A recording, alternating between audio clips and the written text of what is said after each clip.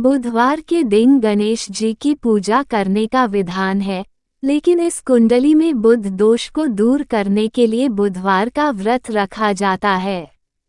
आइए जानते हैं बुधवार व्रत कथा के बारे में। व्रत के दिन बुध ग्रह से संबंधित वस्तुओं का दान भी किया जाता है। इस दिन पूजा के समय बुधवार व्रत कथा का श्रवण करते हैं, तभी व्रत का पूर्ण फल प्राप्त होता है। इस दिन व्रत रखने वाले लोगों को हरा कपड़ा, हरी मूंग दाल, हरा चारा आदि दान करना चाहिए। आइए जानते हैं बुधवार व्रत कथा के बारे में। पौराणिक कथा के अनुसार मधुसूदन नाम का एक व्यक्ति समतापुर नगर में रहता था। उसका विवाह पास के ही बलरामपुर की संगीता से हुआ था। वह सुंदर और सुशील थी। एक दिन मधुसूदन अपनी पत्नी को साथ लाने के लिए अपने ससुराल पहुंचा और उस दिन ही विदा करने की जिद पर अड़ गया। उस दिन बुधवार था। सभी ने समझाया कि बुधवार के दिन यात्रा न करे, लेकिन वह नहीं माना। तब संगीता के घर वालों ने उसे विदा कर दिया। वे दोनों बैलगाड़ी में बैठकर जाने लगे। तभी रास्ते में बैलगाड़ी का एक पहिया टूट गया। फिर दोनों पैदल यात्रा करने लगे। इसी बीच संगीता को प्यास लगी।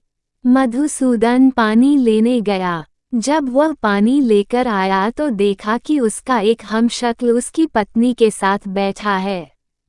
उसने हमशक्ल से पूछा कि वो कौन है। इस पर उसने कहा कि वो तो मधुसूदन है और संगीता उसकी पत्नी है। तब मधुसूदन ने हमशक्ल से कहा कि वह झूठ बोल रहा है, वह पानी लेने गया था।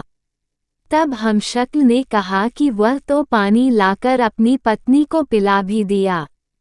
अब दोनों के बीच संगीता के असली पत्नी होने को लेकर झगड़ा होने लगा। तभी राजा के सिपाही वहां आ गए। उन्होंने संगीता से पूछा कि उसका असली पति कौन है। तब वह जवाब नहीं दे पाई क्योंकि वो खुद दुविधा में पड़ गई थी। इस पर सिपाहियों ने उनको राजा के दरबार में पेश किया। पूरी बात सुनने के बाद राजा ने दोनों को जेल में डालने का आदेश हुआ। तब मधुसूदन घबरा गया और बुधदेव को याद कर क्षमा मांगने लगा। तब आकाशवाणी हुई कि मधुसूदन, तुमने अपने ससुर और उनके परिवार की बात नहीं मानी, बुधवार को यात्रा की। ये सब भगवान बुधदेव के नाराज होने से हो रहा है। तब मधुसूदन ने कहा कि हे महाराज, उससे बड़ी गलती हो गई है। वो कभी भी बुधवार को यात्रा नहीं करेगा, हमेशा बुधवार का व्रत करेगा।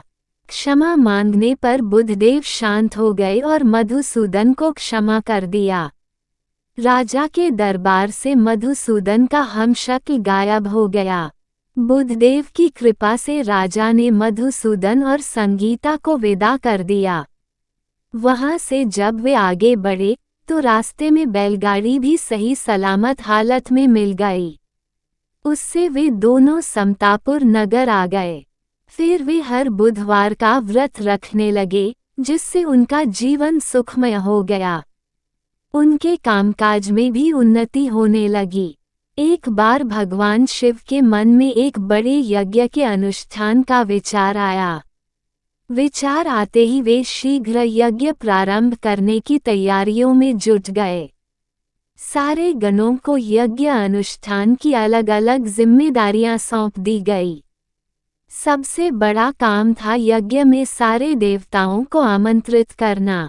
आमंत्रण भेजने के लिए पात्र व्यक्ति का चुनाव किया जाना था, जो समय रहते सभी लोकों में जाकर वहां के देवताओं को ससम्मान निमंत्रण दे आए। ऐसे में किसी ऐसे व्यक्ति का चयन किया जाना था जो तेजी से जाकर ये काम कर दे, लेकिन भगवान शिव को ये भी डर था कि कहीं आमंत्रण देने की जल्दी में देवताओं का अपमान न हो जाए। इसलिए उन्होंने इस काम के लिए गणेश का चयन किया। गणेश बुद्धि और विवेक के देवता हैं। वे जल्दबाजी में भी कोई गलती नहीं करेंगे, ये सोचकर शिव ने गणपति को बुलाया और उन्हें समस्त देवी देवताओं को आमंत्रित करने का काम सौंपा। गणेश ने इस काम को सहर्ष स्वीकार किया, लेकिन उनके साथ समस्या ये थी कि उनका वाहन चूहा था, जो बहुत तेजी से चल नहीं सकता था। गणेश ने काफी देर तक चिंतन किया कि किस तरह सभी लोकों में जाकर आदरपूर्वक सारे देवताओं को यज्ञ में शामिल होने का आमंत्रण दिया जाए। बहुत विचार के बाद उन्होंने सारे आमंत्रण पत्र उठाए और पूजन सामग्री लेकर ध्यान में बैठे शिव के सामने बैठ गए। गणेश ने विचार किया कि यह तो सत्य है कि सारे देवताओं का वास भगवान शिव में है। उनको प्रसन्न किया तो सारे देवता प्रसन्न हो जाएंगे।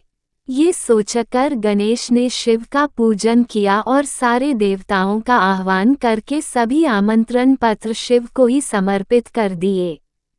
सारे आमंत्रण देवताओं तक स्वतः पहुंच गए और सभी यज्ञ में नियत समय पर ही पहुंच गए। इस तरह गणेश ने एक मुश्किल काम को अपनी बुद्धिमानी से आसान कर दिया। वैसे तो गणेश की गज आकृति को लेकर सबसे ज्यादा सुनी सुनाई जाने वाली कथा तो यही है कि पार्वती ने नहाने से पहले एक बालक की आकृति बनाकर उसमें प्राण डाल दिए और उसे पहरे पर बैठा दिया, जिसका सिर शिव ने काटा था, और फिर पार्वती के क्रोध को शांत करने के लिए एक हाथी के बच्चे का सिर जोड़ दिया। लेकिन कुछ पुराणों में इसके अलग अलग संदर्भ भी मिलते हैं। ब्रह्मवैवर्त पुराण में कथा कुछ अलग ही है। कथा कुछ ऐसी है कि एक बार भगवान शिव के शिष्य शनि देव कैलाश पर्वत पर आए। उस समय शिव ध्यान में थे तो शनिदेव सीधे पार्वती के दर्शन के लिए पहुंच गए। तब पार्वती बालक गणेश के साथ बैठी थी। बालक गणेश का मुख सुंदर और हर तरह के कष्ट को भुला देने वाला था। शनिदेव आंखें नीची किए पार्वती से बात करने लगे। पार्वती ने देखा कि शनिदेव किसी को देख नहीं रहे हैं, वे लगातार अपनी निगाहें नीची किए हुए हैं। पार्वती ने शनि देव से पूछा कि वे किसी को देख क्यों नहीं रहे हैं, क्या उनको कोई दृष्टि दोष हो गया है। शनिदेव ने कारण बताते हुए कहा कि उन्हें उनकी पत्नी ने शाप दिया है कि वो जिसे देखेंगे उसका विनाश हो जाएगा। पार्वती ने पूछा कि उनकी पत्नी ने ऐसा शाप क्यों दिया है, तो शनिदेव कहने लगे कि मैं लगातार भगवान शिव के ध्यान में रहता हूँ। एक बार मैं ध्यान में था और मेरी पत्नी ऋतुकाल से निवृत्त होकर मेरे समीप आई, लेकिन ध्यान में होने के कारण मैंने उसकी ओर देखा नहीं। उसने इसे अपना अपमान समझा और मुझे शाप दे दिया कि मैं जिसकी ओर देखूंगा उसका विनाश हो जाएगा। ये बात सुनकर पार्वती ने कहा कि आप मेरे पुत्र गणेश की ओर देखिए, उसके मुख का तेज समस्त कष्टों को हरने वाला है। शनिदेव गणेश पर दृष्टि डालना नहीं चाहते थे, लेकिन वे माता पार्वती के आदेश की अवहेलना भी नहीं कर सकते थे, सो उन्होंने तिरछी निगाह से गणेश की ओर धीरे से देखा। शनि देव की दृष्टि पड़ते ही बालक गणेश का सिर धड़ से कटकर नीचे गिर गया। तभी भगवान विष्णु एक गज बालक का सिर लेकर पहुँचे और गणेश के सिर पर उसे स्थापित कर दिया।